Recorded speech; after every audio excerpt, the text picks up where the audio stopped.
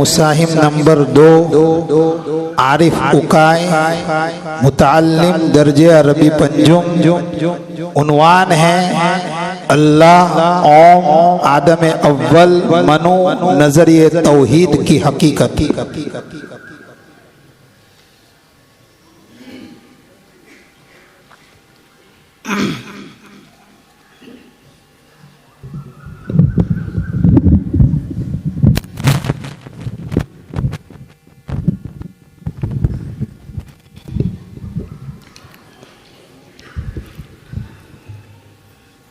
نحمده ونصلي على رسوله الكريم أما بعد فأعوذ بالله من الشيطان الرجيم بسم الله الرحمن الرحيم قل هو الله أحد الله الصمد لم يلد ولم يولد ولم يكن له كفوا أحد صدق الله العظيم۔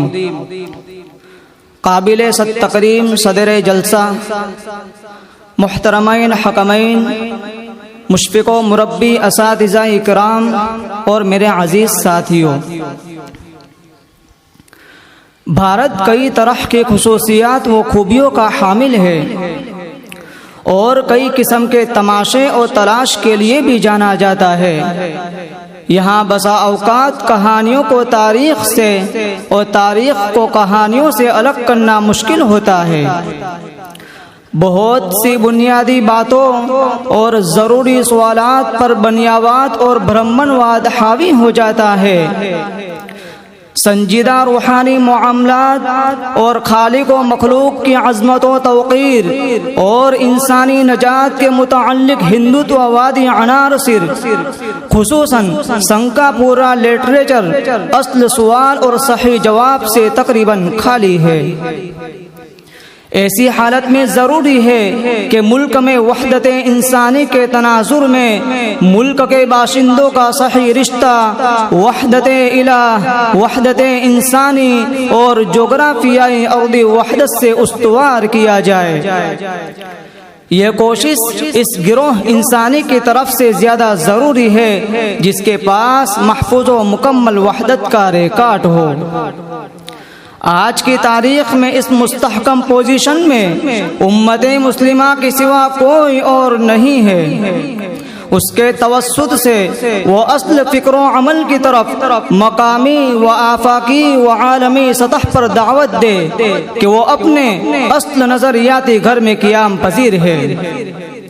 اس کی شدی اور گھر واپسی قطعی بے معنی اور گاڑی کو گھوڑے کے آگے باندھنے کے ہم معنی ہے۔ اس کے متعلق ملک کی امت مسلمہ کے پاس ایک خالق، پالنہار، نسل انسانی کی اصل اور ملک سے ارضی وابستگی کا سب سے زیادہ واضح اور نسبتاً محفوظ و مکمل حوالہ ہے۔ میرے عزیز ساتھیوں، اس سلسلے میں جمیعت علماء ہند کے 24ویں اجلاس عام کے پلیٹ فارم سے ایک بہتر و مؤثر بیانیہ 2023 کے ماہ فروری کے 12 تاریخ کو مولانا ارشد مدنی نے پیش کیا ہے۔ انہوں نے بھارت سے جس طرح آدم اول کے حوالے سے دین توحید کا رشتہ اصل معبود خالق و رب سے قائم کر کے ملک کی اہمیت و عظمت کا اثبات و اظہار کیا ہے۔ اس نے اصل حقیقت سے منحرف عناصر اور تفریق پسند فرقہ پرست طاقتوں پر ضرب کلیم لگانے کا کام کیا ہے۔ اس سے ان کا کاروبار حیات متاثر ہوتا نظر آتا ہے، جبکہ وحدت انسانی کے خواہاں افراد نے اصل مرجع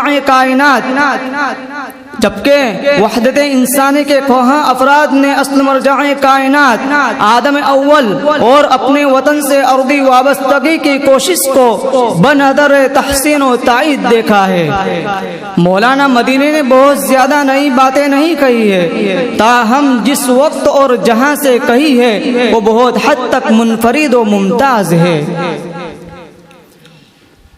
آزادی سے پہلے تقسیم وطن کے پرشور نعرے میں حضرت شیخ الاسلام مولانا حسین احمد مدنی رحمۃ اللہ علیہ نے اپنی کتاب ہندوستان اور اس کے فضائل میں یہ کہا تھا کہ سب سے پہلے انسان اور ہم سب کے مورد اعلیٰ حضرت آدم علیہ السلام مسلمانوں کے سب سے پہلے پیغمبر ہے، اسی سرزمین پر تشریف لائے۔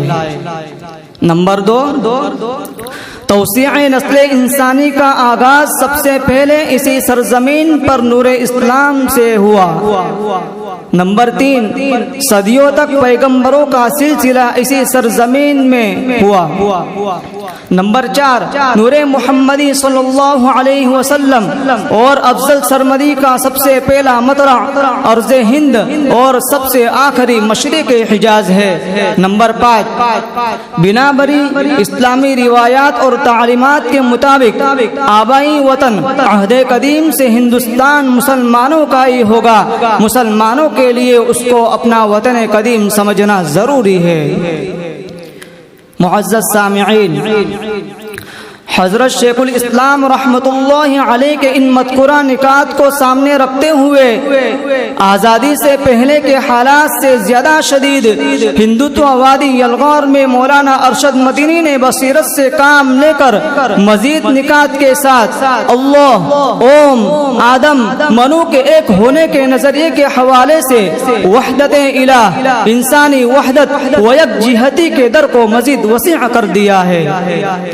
اس کی مخالفت تفریق پسندی، فرقہ پرستی اور ناسمجھی و بیجا تعصب کی علامت و اظہار کے سوا کچھ اور نہیں ہے۔ اسلام اور مسلم سماج کے حوالے سے سرزمین ہند پر حضرت آدم علیہ السلام کے نزول و حبوط کے متعلق کتاب حدیث مستدرک حاکم کے باب ذکر آدم میں حضرت ابن عباس رضی اللہ عنہ کی روایت اور اس پر ماہر فن رجال امام ذہبی رحمۃ اللہ علیہ کا سقوط بڑی حد تک اصل کا اثبات و اظہار ہے۔ اس تعلق سے دیگر روایات و بیانات تاریخ و تفسیر طبری، طبقات ابن سعد، امام سیوطی رحمۃ اللہ علیہ کے تفسیر در منثور، عربی و سنسکرت کے جانکار علام غلام علی آزاد بلگرام رحمۃ اللہ علیہ کے سبحۃ المرجان فی آثار ہندوستان وغیرہ میں موجود ہے۔ معزز سامعین، اوم اور منو کے تعلق سے ہندو سماج کے آریہ سماجی اور سناتن دھرمی طبقے میں بھی مخالفت کی کوئی جواز و بنیاد نظر نہیں آتی ہے۔ اوم اور برہم کے متعلق تصور، مقدس کلمہ، اسم اعظم اور واجب الوجود کے پیش نظر اللہ تبارک و تعالیٰ کے تصور میں کوئی تضاد و تصادم نہیں ہے۔ دونوں لفظ ایک معنی و مصداق ہونے کے حوالے سے تفریق پسندی اور منفی رویے کا کوئی مطلب نہیں ہے۔ اوم برہم ایسی ذات کے لیے بولا جاتا ہے جس میں اصل کے اعتبار سے معبود کے طور پر غیر اللہ کے لیے کوئی گنجائش نہیں ہے۔ سوامی دیانند نے لکھا ہے، اوم پرمیشور کا اسم اعظم اور ذاتی نام ہے۔ اسلامی روایات و تعلیمات میں بھی اللہ کو اسم اعظم قرار دیا گیا ہے۔ آدم اول کو منو کے حوالے سے سمجھنے کے لیے ہندو گرنتھوں اور روایات میں خاص سے حوالے دستیاب ہے۔ محفوظ اسلامی ماخذ و روایات کی روشنی میں الحاقات و تحریفات کو الگ کر کے انسانی سماج کے اول و اصل مورد اعلیٰ و پیغمبر تک بآسانی پہنچا جا سکتا ہے۔ ساتھ ہی اس کا رشتہ توحید سے اور ایک برحق معبود کی عبادت سے آغاز ایک طرح سے نقلی و عقلی طور سے ایک طے شدہ بات ہے۔ اسے سوامی دیانند اور سوامی وویکانند وغیرہ نے بھی تسلیم کیا ہے۔ سوامی دیانند نے لکھا ہے، سوامی دیانند نے ستیار پرکاش میں واضح الفاظ میں لکھا ہے، ویدوں میں پرمیشور کو پیدا ہونے، مرنے اور جسم اختیار کرنے سے پاک بتایا گیا ہے، اور دلائل سے پرمیشور کا اوتار لینا ثابت نہیں ہو سکتا ہے۔ स्वामी विवेकानंद ने लिखा है कि हम देखते हैं कि तसव्वुर तौहीद हिंदुस्तान में बिल्कुल इब्तिदाई दौर में आया। वेद समताओं के अव्वलीन और कदीम तरीन हिस्से में ये मुवहिदाना नुक्ता नजर पाया जाता है, और अव्वल मनु तो इब्तिदाई दौर में ही थे, और उन्हीं से नस्ल इंसानी की तौसीअ व अफजाइश हुई है। अव्वल आदम व नबी का तसव्वुर इस्लाम और मुस्लिम समाज में तो बिल्कुल वाज़ेह है, 13 मनु उनके बाद हुए हैं। समाज को 4 तबकाती निजाम में तकसीम करने वाले और मनुस्मृति के मुसन्निफ का अव्वल मनु से कोई लेना देना नहीं है, इसलिए कि उस वक्त कोई तबकाती निजाम नहीं था। कुछ दलित हजरात और मुस्लिम नाम वाले अफराद का मनु अव्वल को मनुस्मृति वाला मनु समझना नासमझी और नाकिस इल्म व मुताला पर मबनी है। तुलसीदास ने कहा कि स्वयंभो यानी अपने तौर से पैदा मनु और उसकी बीवी शतरूपा से इंसानों की ये बेहतरीन पैदाइश हुई है। इसी पर मैं अपनी बात को खत्म करता हूँ। व आखिरु दावाना अनिल हम्दुलिल्लाहि रब्बिल आलमीन।